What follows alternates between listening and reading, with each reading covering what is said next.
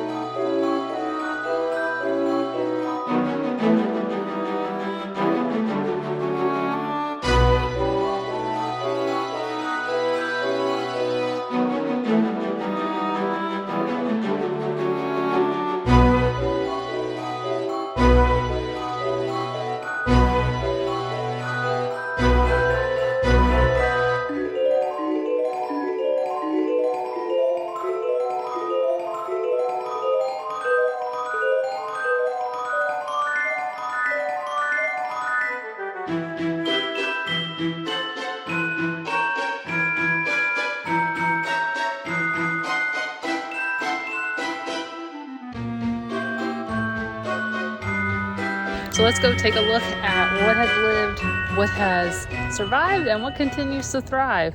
Now, friendly reminder, I live in Zone 10A. I also live in St. Pete, and there is a lot of water around here, and it keeps things, well, we didn't quite get freezing temperatures. We got about to 34 degrees, I think was the coldest. And our microclimate in our neighborhood, we tend to stay a little bit warmer than even just down the block. So it is quite possible we didn't even quite hit 34 degrees on our property.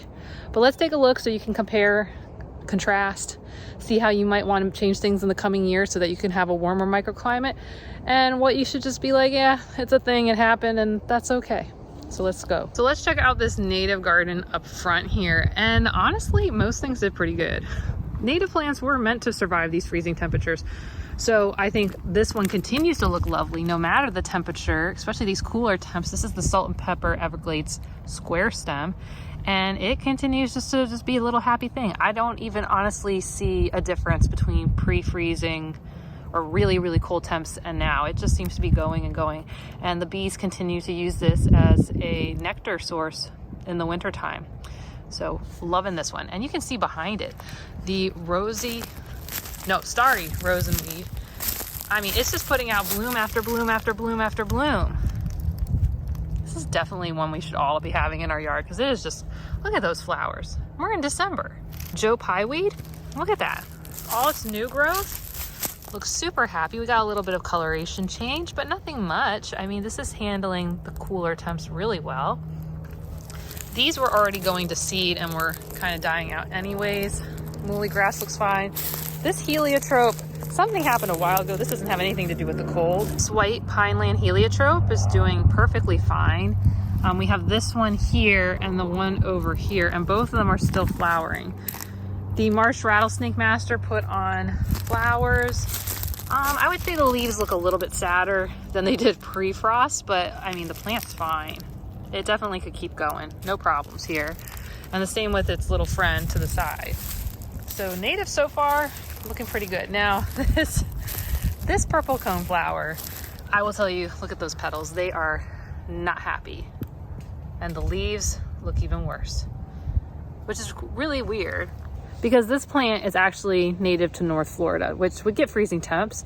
But I guess that's kind of the thing, is like they don't really like this time of year. And because we're in Zone 10A, it's going the distance. So if you lived up north, I wouldn't even expect these to be blooming now. So the fact that like it's doing anything, hooray. But I'm not worried about it. It should seed and then we should be getting some nice flowers once it warms back up. And even though we've been colder, this railroad vine, if you live on a beach, this thing has been running like crazy, actually too well. We're gonna probably say goodbye to it to the front yard, but overall it's got some discoloration that's happened because of the freeze, but nothing really that crazy. And there is our, was it chocolate plant? The one that smells like chocolate. That one's doing fine. The vanilla plants had already died. Looks like we got a little bit more blue on our scrub blueberries. Or not blue, pink on them from the cold weather. But honestly, nothing much. Simpson Stopper did fine. Scrub Mint and Scrub Calamanthia both look pretty good. We got some new growth right there. And the Scrub Mint back there looks good. The Seminole pumpkins, you can see that the big leaves over here that came running up front have got some damage to them. But overall, this looks like it's gonna bounce back just fine. The tomatoes that I've been letting go wild, overall, looking pretty good. Actually still putting on some fruit. You can see a lot of unhappy leaves right now. But I guess it's kept warm enough that still getting little tomatoes. And then these ones haven't really set fruit yet, but we do have peppers. The pepper plants look really bad. They are very unhappy, but they still had some fruit on them. So, oh, it looks like this one actually flowered. Crazy. Wow, okay. But the peppers that were closer to the house actually look like they're doing pretty good. So that's cool. Yeah, you can see some of the differences in the tomato plants. Like here, these leaves look super unhappy, but then this one looks okay. And this is where we talked about like those little mini microclimates, right? What's going on here, you know, we've got a canopy over this one. So maybe that kept it a little bit warmer and this one didn't have a canopy. I don't know. Just those little differences can be the difference for... Also, that tomato was the northern one, so maybe that one took the brunt of the cold and the other ones were okay. Looks like a loofah got sad. Which is okay, because I'm about to kill this off anyways. Over here, Rouge plant has self-seeded itself all over the place, and it looks really good. So that's good, and so does the quirky stem passion vine that's wrapping around there, and some self-seeded tomatoes. But many of you may be like, who cares about the native plants? Of course they're going to survive on some level. But what about the bananas? What are the bananas doing? How sad, glad, mad are they? So here is the banana plant. So here's our newest rack. Looks totally fine. Our oldest rack, which should come in soon. Actually, I probably could grab that one now, but I'm not because I don't have time. It's pretty close to being done. The leaves, you got some leaf damage. The wind, when you see this is a lot of wind damage. More than anything, they do not like being in windy areas, and we see a little bit of like meh, they're not so happy, but we still have the 1, 2, 3 racks on this one, and then number 4 on this one, and then number 5 over here. So some leaf sadness. Look at that. Ugh, it's not happy. But overall okay. And let's go check out our papayas. Now the papayas, you may be seeing some brown leaves and going like, oh, that must have been the freeze. Actually, these brown leaves are because squirrels were jumping from the branches from there to there, and they kept breaking them. So that's not actually the cold damage. This spotting though is, let me see if I can take you in closer. That's more of what I'm seeing from a cold damage perspective. But otherwise, totally fine. No problems. And while I gave you guys tips for freezes, because we weren't going to get literally freezing, I didn't do anything. I did 0 protection for my garden. I basically ran my sprinklers on Wednesday. Like I told you, I shut them off on Thursday and we just skipped a cycle. And now that's warming back up. We're letting the sprinklers run again. But that's it. That's it. That's all I did. But then again, I'm zone 10A. So my zone 8s, I'm so sorry. I know some people lost a lot of plants, and I saw some people who had like their overhead sprinklers that burst and like froze everything. So sorry. Ooh, that's bad. But what I did lose is the corn. The corn was doing fine. The corn has died. The roselle is basically saying goodbye. Actually, I think this might go year over year, but it's done. This is not happy. Dune sunflower overall bouncing back. It's happy. It's filling in. No problems. My invasive, totally fine. Actually, I was walking past my invasive Mexican petunia, and down here I had planted like last year. Someone had given me a poinsettia, and boom, there's the Mexican poinsettia growing down there. That's pretty cool. Can't see it because these guys are making a mess. But over here, strawberries, totally fine. And then from our frog fruits, Stokes aster going into bloom right now. Beach verbena, also blooming still. And our bees balm is also still blooming. Sweet potatoes look pathetic. But you know what? That's okay. They are allowed. I'm gonna be pulling these out soon for our January harvest. I'm not doing it before the end of the year, but that's okay. But yeah, I mean, that's the one that looks the saddest. The firebush, you can see some red tipping on the leaves. So it's kind of pulling out a little bit more of its red color. But overall, I mean, honestly, this looks fine. You can see a little bit of leaf damage up there. But nothing much. Nothing bad. This one always seems to be more fussy. I don't know why. With its leaves.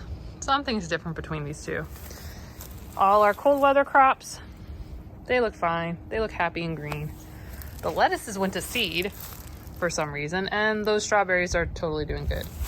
Radishes are doing good.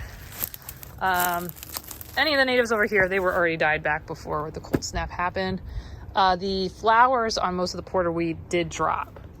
These have been going with little flowers for a long time. So the fact that a few of them are now putting out some new flowers, but that will help our little bees and butterflies that are still around.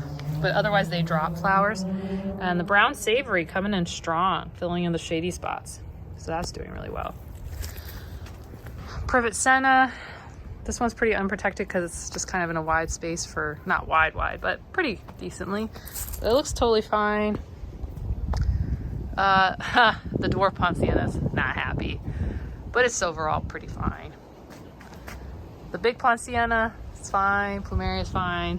Everybody's fine. We're all fine. We just don't like the cold.